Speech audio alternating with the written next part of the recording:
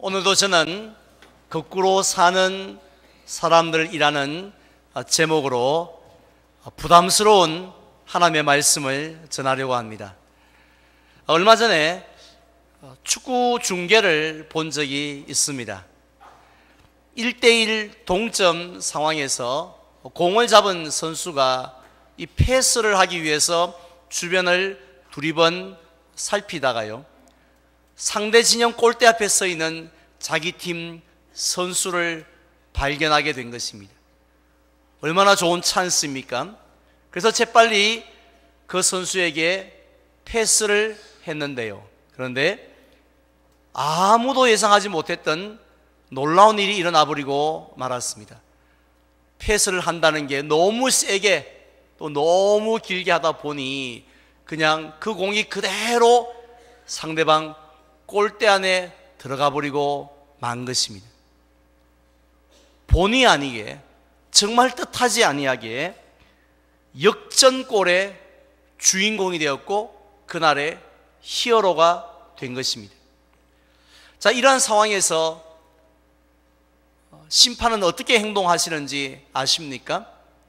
일단 그 선수를 조용히 부른 다음에 무슨 의도로, 어떤 의도로 공을 찼는지, 슛이었는지 패스였는지 그것을 물어보고 확인하는 심판은 아무도 없지요. 어떤 의도로 찼든지 상관하지 않고 그냥 공이 골대 안에 들어갔으면 무조건 휘슬을 불고 골로, 득점으로 인정을 해줍니다. 저는 그 경기를 보면서 우리가 믿는 하나님도 그러하셨으면, 우리가 섬기는 하나님도 그 축구 심판과 같이 같았으면 우리가 신앙생활을 하는 것이 좀 덜 부담스러울 텐데 하는 생각을 했습니다. 왜냐하면 하나님께서는 눈에 보이는, 즉 겉으로 드러나는, 지금 방금 찬양대가 찬양을 했는데 이런 겉으로 드러나는 이런 행동 하나만 딱 보시는 분이 아니기 때문입니다. 하나님은 우리의 행동은 말할 것도 없고요, 그 행동 뒤에 감추어져 있는 우리의 속마음까지도 함께 들여다보는 그런 분이라고 성경은 분명히 말씀하고 있기 때문입니다. 사실 우리가 하나님이 우리에게 주신 계명대로 산다는 것이 얼마나 부담스러운 일입니까? 예를 들면 10계명 가운데 6계명이 무엇이죠? 살인하지 말라인데 그 계명을 주신 하나님의 원래 의도는 단순히 살인범이 되지 말라는 것이 아니죠. 사람의 생명을 존중하라는 것이기 때문에, 따라서 우리가 형제를 향하여 노하지 아니하고 무시하지 아니하고 모욕하지 않고 살아간다는 게 사실 얼마나 힘든 일입니까? 그리고 또 7계명이 무엇입니까? 간음하지 말라인데 단순히 바람 피우지 말라, 외도하지 말라는 말씀이 아니지 않습니까? 하나님이 주신 가정을 잘 지키라는 그런 의미인데요, 그 가정을 지키기 위해서 우리가 음욕을 품지 않고 여인을 바라보고 남자를 바라본다는 것이 얼마나 또한 힘든 일입니까?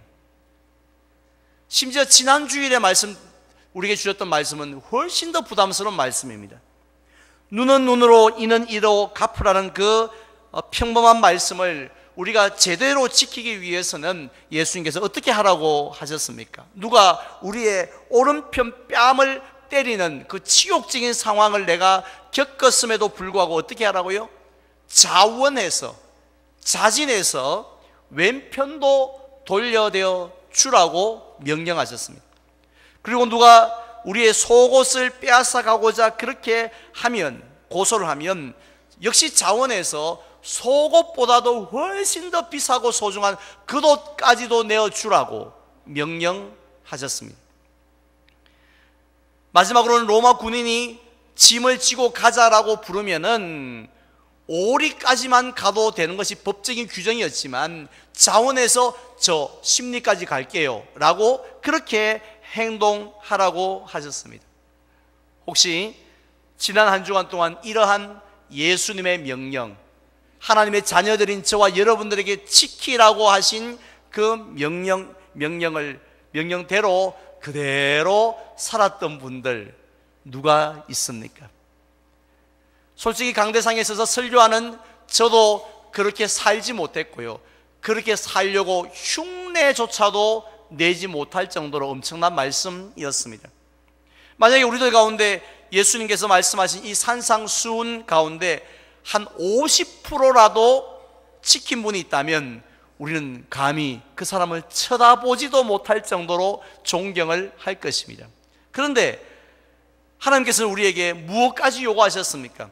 눈에 보이는 우리의 행동과 더불어서 눈에 보이지 아니하는 우리의 마음까지도 하나님 앞에 인정받기를 원하셨다는 거죠. 둘 중에 쉬운 것 하나 골라서 둘 중에 하나만 합격해도 된다고 이야기하신 것이 아니라 둘 다 동시에 합격을 해야 된다라고 말씀을 하셨습니다. 따라서 우리가 지난 주일날 정말 예수님처럼 거룩하게 말하면서 살았고 예수님처럼 거룩하게 행동하며 살았다라고 할지라도 우리의 마음이 그 행동을 한, 그 말을 하고 행동을 한 우리의 마음이 바르지 못하면, 즉 거룩하지 않으면 하나님은 우리의 그 행동을 축구로 따지면 무효로, 노골로 그렇게 취급하시겠다라는 것입니다. 그래서 사도 바울은 고린도전서 13장 사랑장에서 어떻게 말씀을 했습니까?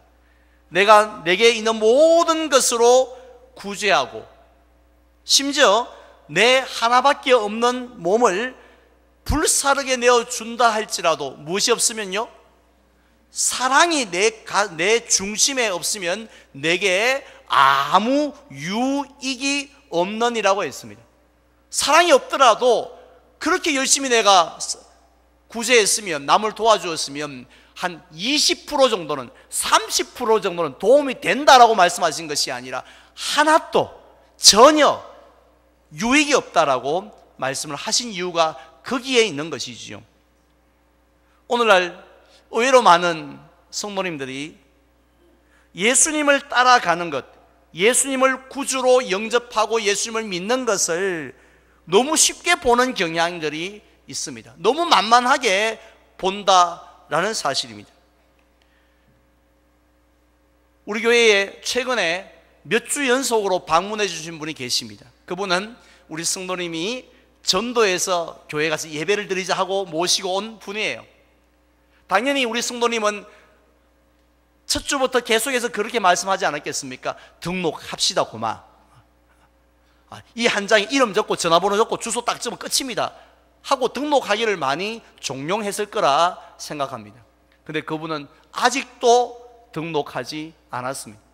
저는 그 이야기를 듣고 그분이 뭔가를 아는 분이구나, 참 대단한 분이 오셨다고 생각했습니다.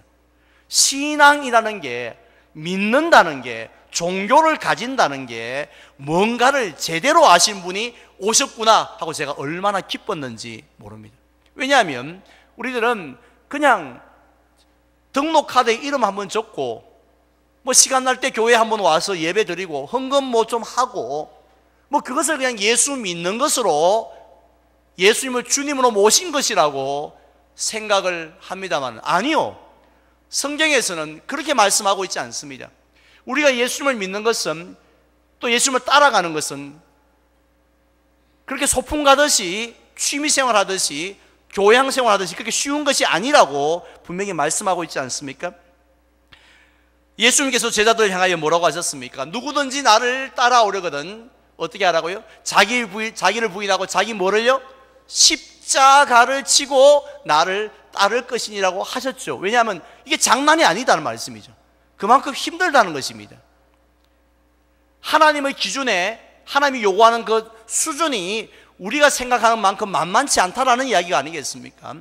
그래서 찬송가 338장에 보면 내 주를 가까이 하게 함은 십자가 짐 같은 고생이나 라고 했습니다.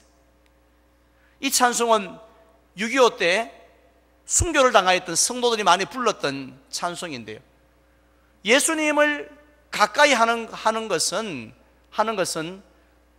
반드시 뭐가요? 고난이, 십자가 짐 같은 고생이 반드시 따라온다라는 그런 찬송이었습니다.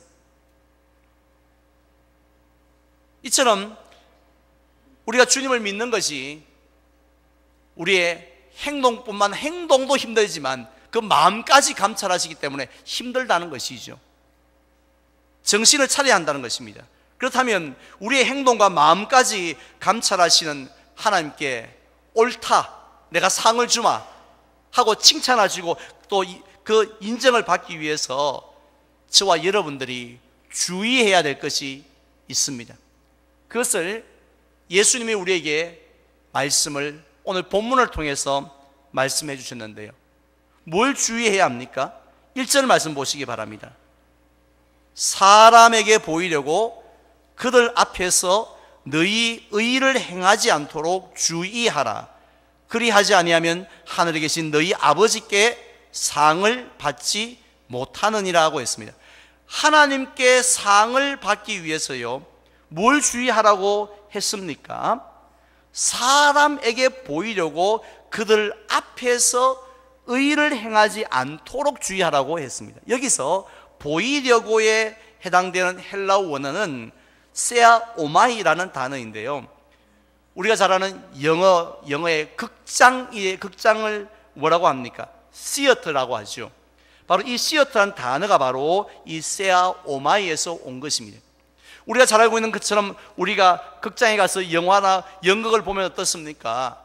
실제로 죽었던 이순신 장군이 벌떡 살아나고 그 영화의 무대 위에 올라와서 나의 죽음을 적에게 알리지 말라 이렇게 말씀하지 않습니다.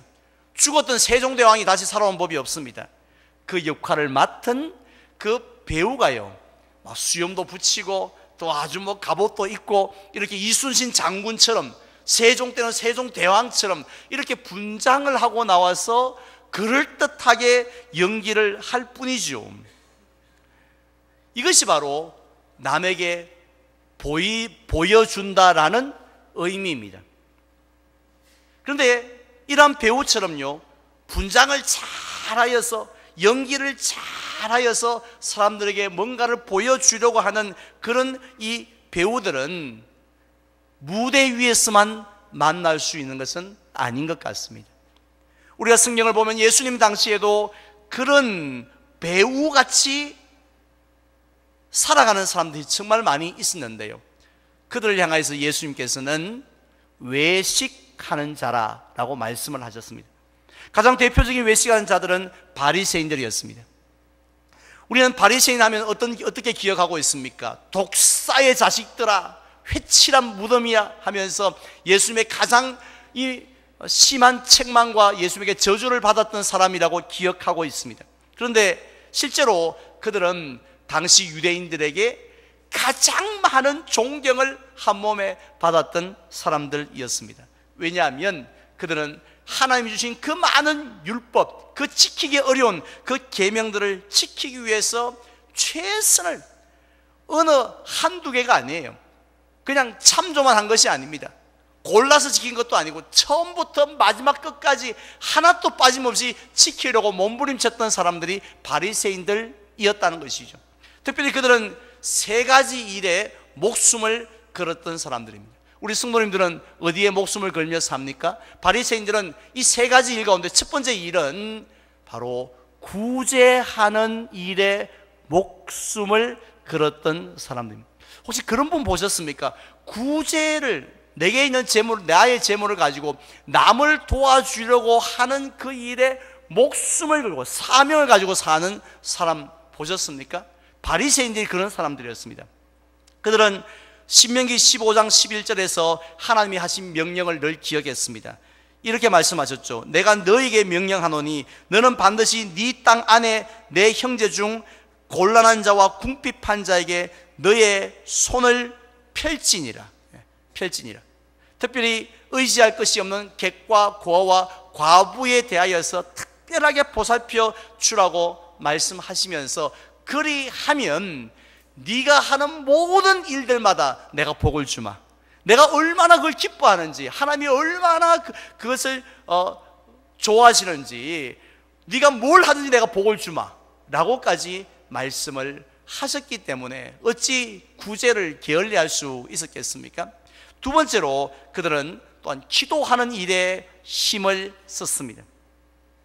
우리가 잘 아는 것처럼 이 다니엘은요, 하루에 3번씩 예루살렘을 향하여 창문을 열고 기도했던 사람인데, 사도 바울도 우리에게 쉬지 말고 기도하라고 그렇게 말씀을 하셨습니다. 따라서 유대인들은요, 전통적으로 오전 9시, 그리고 12시, 그리고 오후 3시 이렇게 세 번을 하루에 3번 기도하는 그런 습관을 가지고 있었습니다. 그런데요, 이 바리새인들은 비가 오나 눈이 오나 아무리 바쁘고 아무리 피곤하다 할지라도 철저하게 3번 성전에 올라가서 기도하는 일을 제일 중요한 일로 여기며 살았다는 것입니다. 왜냐하면 하나님께서는 하나님을 전심으로 찾는 자들을 너무 세상의 그 무엇을 찾는 게 아니라 하나님 도와주십시오 하고 하나님을 전심으로 찾는 자들을 너무 기뻐하신 줄 알았기 때문에 목숨을 걸었던 거죠.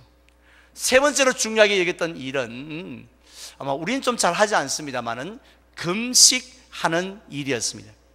누가복음 18장에 보면 예수님의 비유 가운데 이 바리새인과 세리가 성전에 올라가서 기도하는 장면이 나옵니다. 그때에 이 바리새인은요, 이 하나님 앞에 뭐라고 큰 소리로 자랑하냐면, 하나님, 저는 일주일에 2번 금식을 합니다라고 자랑을 했습니다. 실제로 당시의 바리새인들은 매주 월요일, 매주 목요일은 금식하는 날이었습니다. 그래서 그날은 철저히 금식했는데요. 왜냐하면 금식은 단순히 음식을 먹지 않는 게 중요한 게 아닙니다. 배고픔을 참는 게 의미가 있는 것이 아니라 나의 힘은 음식에 있지 않습니다. 내가 늘 나의 생명도 음식에 달린 것이 아닙니다. 나의 힘은 하나님께로부터 오고 나의 생명도 하나님께 달려 있습니다 라는 고백이 바로 금식이라는 거죠. 그러니까 하나님께서 보실 때 얼마나 기특하겠습니까? 우리는 밥 한 끼 안 먹으면 먹고 죽는 줄 아는데 딱 금식하고 나의 생명은 하나님께 있습니다 하고 그렇게 금식하는 그 모습을 너무 기뻐하신 줄 하나님이 아시고 한 걸 알았기 때문에, 그래서 그들은 금식하는 일에도 열심을 내었다는 것입니다. 자, 이런 세 가지 경건 생활에서 우리 성도님들은 점수를 매긴다면 구제, 기도, 그리고 마지막 이 금식 과목에서 몇 점 정도 받을 것 같습니까? 놀랍게도 바리새인들은요, 스스로 채점을 해본 거예요. 보통 수능시험 치면 집에 와서 자기가 채점을 한번 해보지 않습니까? 그래서 바리새인도 집에 와서 자기가 채점을 한 거예요. 내가 이 중요한 국영수, 신앙의 국영수 아닙니까? 이 세 가지에 있어서 몇 점인가 해보니까 세상에나 채점을 할 때마다 자기들의 점수는 all A 플러스. 채점할 때마다 야, 내가 점수가 왜 이렇게 좋지? 생각했고, 주변 사람들도 딴 사람들 몰라도 당신들은 all A 플러스입니다 라고 그렇게 생각을 했다는 것이죠. 자, 그런데 이런 바리새인들을 향하여서 마태복음 23장에 보면 예수님께서 어떻게 말씀하셨습니까? 무려 7번이나 복이 있을진저라고 하셔야 되는데 거꾸로 화 있을진저라고 7번이나 말씀하셨습니다. 이유가 뭡니까? 우리 주님이 원하는 그런 구제가 부족하기 때문에, 기도 시간이 또 금식의 횟수가 부족하기 때문이 아니었습니다. 바로 그들의 마음이 잘못되어졌기 때문이었고 그 동기가 잘못되어졌기 때문이었습니다. 그들은 누구보다 열심히 타의 추종을 불허할 정도로 구제하고 기도하고 금식했지만 무엇을 위해서요? 하나님과 이웃을 기쁘시게 하기 위해서 한 것이 아니었어요. 오직 자기 자신을 드러내기 위해서요. 사람들이 볼 땐 똑같은 구제요, 똑같은 기도였지만 목적과 동기가 달랐다는 것입니다. 나를 드러내고 싶어서, 나를 자랑하고 싶어서 그 일을 했다라는 것입니다. 내가 어떤 사람인지 아느냐고, 나를 좀 알아달라고, 나를 무시하지 말라고, 내가 교회에서 이런 사람이라고, 그런 걸 드러내기 위해서 그 일을 했다는 거죠. 바리새인들이. 따라서 그들은 구제를 할 때도요, 아무 데서나 하지 않습니다. 어디서 합니까? 많은 사람들이 모이는 회당이나 거리에서 의도적으로, 공개적으로 여러분, 나팔을 불면서 여러분, 제가 100만 원 내겠습니다. 내가 가난한 이 수재민들 위해서 내가 100만 원 내겠습니다. 박영찬 기억해 주십시오. 이렇게 나팔을 불면서 했다는 것이죠. 기도할 때도요, 역시 많은 사람들이 모이는 회당과 큰 거리에 서서, 엎드린 게 아니라 서서 기도함으로, 오, 기도 열심히 하는데, 기도 대장인데, 이런 소리 들으려고 그렇게 했다는 것이죠. 그리고 금식할 때도 일부러 의도적으로 괜히 인상을 팍 쓰고 흉하게 해서 다녔다는 거예요. 그래서 사람들이 뭔데? 뭐 일 있나? 하면서 이렇게 물어오도록. 그러면 금식 안 했나? 사흘째다 지금. 이렇게 이제 물어도 그냥 늘 빵긋빵긋 웃고 다니면 아무도 안 물어주니까 괜히 막 죽겠다 하면서 이렇게 물어오기를 기다렸다라는 것이 야입니다. 따라서 그런 모습을 본 예수님께서 이건 아니거든요. 자기들은 잘 믿는다고 말하지만, 그래서 사람들에게 박수도 많이 받지만 이건 아니거든요. 하나님 앞에 절대로 상을 받지 못할 행동이기 때문에 우리 예수님은 어떻게 하라고 제자들에게 말씀하셨습니까? 먼저 3절을 볼까요? 3절, 너는 구제할 때에 오른손이 하는 것을 왼손이 모르게 하라고 했습니다. 이제 누구 오른손이고 누구 왼손입니까? 바로 구제를 하는 너의 오른손, 너의 왼손이 모르게 하라고 했습니다. 사실 이 말씀은요, 단순히 구제할 때에 주변 사람들이 아무도 눈치 못 채도록 극비밀리에 무슨 007 첩보작전처럼 그렇게 구제를 하라라는 그 정도의 말씀이 아닙니다. 우리 교회에서도 가끔씩 보면요, 무명으로 구제헌금을 드린 분들이 계세요. 그리고 또 어떨 때는 목사님, 제가 이게 구제헌금을 하고 싶은데 절대로 주보 내시면 안 됩니다. 우리 집 사람 알면 큰일 납니다. 우리 시어머니 알면 큰일 납니다. 절대로 내시면 안 됩니다. 이렇게 말하면서 그 사람도 모르게 가만히 목사님이 그렇게 그런 사람 있다 하면 전달해 주십시오. 이렇게 말하는 분들도 계세요. 사실 얼마나 아름답습니까? 근데 예수님이 지금 말씀하는 것은 그 정도가 아니에요. 그렇게 가족도 교인도 모르게 하라는 의미가 아니라 자기 자신도 모르게 해야지 진짜 그게 구제다, 이런 말씀이죠. 이해가 됩니까? 이게 어떻게 자기 자신, 남편 모르게, 시어머니 모르게 구제하는 것은 같은 교회 안에 가능하지만, 그런데 어떻게 자기 자신이 모르게 구제를 할 수가 있습니까? 어떤 분은 자동이체, 그래서 전화세, 신문세, 우유세, 우유값하고 다 자동이체 막 한목에 매월 5일날 쫙 빠져나가다 보면 그 속에 낑기가 나가면 모르는 거, 그 말인가? 자동이체 하라는 말씀인가? 비몽사몽간에 하라는 말씀인가? 그런 뜻이 아니죠. 나도 모르게 구제를 하는 방법이 있습니다. 그것은 내가 하나님의 청직이다 라는 사실을 기억하면 정말 자기도 모르게 구제할 줄 믿습니다. 청지기가 뭔가요? 지껏 가지고 지가 살아가는 게 청지기가 아닙니다. 주인이 맡긴 것을 주인의 뜻에 따라서 사용하는 것이 청지기죠.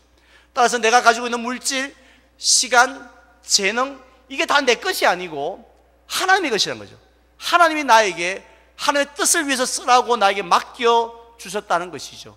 그래서 이것을 하나님의 뜻에 따라서 내가 베풀어 주는 것은 내가 구제한 것이 아니고 뭐 한 것입니까? 하나님의 심부름한 거죠. 택배 기사처럼 심부름한 것이라는 거죠. 그러니까 내가 구제를 하면서도 오른손이 구제를 해놓고도 왼손이 구제한 줄 모르게 되어진, 구제했다고 인식을 전혀 하지 않는 것, 이것이 바로 하나님 앞에 상 받을 진짜 하나님이 원하시는 구제지. 내가 내 걸로 이렇게 뭐 이거 가지고 뭐 하려고 그랬는데 내가 아껴뒀던 건데 내가 막 이번에 큰맘 먹고 내가 한다 하면서 이렇게 하는 것이 아니라는 것이죠. 다음 기도할 땐 또 어떻게 하라고 했습니까? 6절에 보니까요, 너는 기도할 때에 너의 골방에 들어가서 문을 꼭 닫고 은밀한 중에 계신 내 아버지께 기도하라고 했습니다. 왜냐하면 기도는 원래 누구한테 하는 겁니까? 하나님과 교제하고 하나님과 또 대화하기 위해서 하는 것이 기도이기 때문에, 따라서 당연히 아무도 방해받지 않는 골방에 들어가서 기도해야 당연히 하나님께서 기뻐하시는 기도가 된다는 것입니다. 금식도 역시 사람들에게 시선의 집중을 받아가지고 어떻게 제대로 금식이 되겠습니까? 아무에게도 시선에 집중받지 않고 하나님 앞에 나아가서 하나님만이 너의 생명의 주인입니다 할 때 진정한 금식이 되니, 그래 하면 하나님이 기뻐하시고 상을 주시겠다라는 말씀입니다. 자, 그렇다면 오늘 마지막으로 우리는 한번 우리의 경건 생활을 점검해 보는 부담스러운 시간을 가지겠습니다. 솔직히 우리들 가운데 다른 건 몰라도 신앙의 국영수와 같은 구제하고 기도하고 금식하는 일에 있어서, 그 과목에 있어서 나는 너무 잘하고 있다고, 나는 올 A라고, 혹시 올 B 정도까지는 갈 수 있어도 하여튼 아무튼 상위권이라고 이렇게 자신할 수 있는 분 우리 중에 얼마나 됩니까? 제가 표정들을 보니 아무도 계시지 않는 것 같습니다. 누가 그렇게 자신할 수 있겠습니까? 우리는 바리새인들을 우습게 봅니다만은 하나님, 저 정말 구제 많이 했습니다. 모르십니까?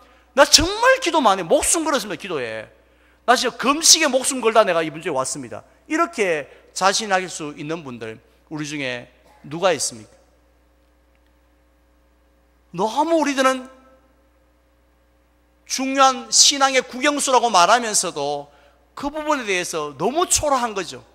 너무 우리는 구제하지 않고, 너무 기도하지 않고, 너무 금식하지 않고 우리들은 예수 믿고 있다라고 그렇게 예수님을 주님이라 부르며 그렇게 살아가고 있지 않습니까? 그런데 더 큰 문제가 무엇인지 아십니까? 뭐 가물에 콩 난다는 뜻이죠. 말이 있는데, 정말 우리가 구제를 하는데 가물에 1년 중에서 가물에 콩 나듯이 그렇게 겨우 조금 우리가 구제하고요. 우리가 1년 동안 재정 지출한 거, 뭐 가계부나 뭐 한번 카드 내역서를 한번 보세요. 그 많은 지출들 가운데서 정말 구제라는 항목이 누구를 섬기기 위해서 지출되어진 것, 여러분 어느 정도 됩니까? 가물에 콩이라도 나십니까? 정말 찾아보기 힘들 정도로 그렇게 우리가 구제를 하고 있습니다. 기도도요. 기도는 우리 영혼의 호흡이라고 말을 하지만 정말 어느 정도 기도하고 계십니까? 특별에다가 뭘 붙여야 해도 특별 새벽 기도에 나올까 말까 하는 것이 우리의 모습입니다. 금식은 또 어떻습니까? 우리 1년 중에 전통적으로 고난주간 성금요일 아침을 주로 금식을 하자고 말을 하지만, 우리 중에 원래 고난주간 성금요일 아침에 금식했던 분 몇 프로 정도 될까요? 저는 1%도 되지 않는다고 생각을 합니다. 이것이 우리의 모습이라는 거죠. 이렇게 적게 함에도 불구하고 그나마 했던 구제, 그나마 했던 기도, 그나마 한 금식도요, 하나님께서 사람들이 볼 때는 그래도 꽤 했는데 싶으지만 하나님이 딱 까보니까, 마치 우리 가을에 밤주로 가보면요, 밤을 이래저래 겨우 이렇게 몇 개 주워서 와서 보니 속이 다 벌레가 먹어서 썩어 있는 것처럼 하나님이 까보시니까 그나마 그나마 얼마 안 되는 구제, 기도, 금식도 다 우리의 이 잘못되어 있다는 거죠. 다 사람 눈 의식해가지고 남에게 잘 보이려고, 남에게 나 자신을 드러내려고 했던 그런 엉터리 행동들이 얼마나 많이 있었습니까?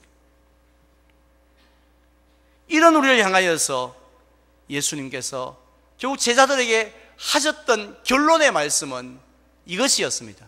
우리 화면을 보면서 함께 따라하겠습니다. 제발 티내지 말라. 예수님은 제발 바리새인들처럼 티 좀 내지 마라. 티 좀 내지 마라. 사람 앞에는 인정받을지 모르지만 하나님 앞에는 인정받지 못한다 하는 것이 예수님의 메시지였습니다. 이제 저는 말씀을 맺고자 합니다. 하나님은 우리의 행동도 물론 보시지만 우리의 마음도 함께 들여다 보십니다. 오늘 누가 왔구나 예배 출석 여부도 확인하시지만 오늘 예배를 드리는 저와 여러분들의 마음의 동기, 왜 이 자리에 왔는지, 무슨 마음으로 예배를 하는지도 보고 계신다는 것입니다. 따라서 우리는 하나님께 인정받기 위해서 어떻게 해야 됩니까? 먼저는요, 바리새인 못지않게 열심히 구제해야 합니다. 열심히 기도해야 됩니다. 열심히 목숨 걸고 금식을 해야 합니다.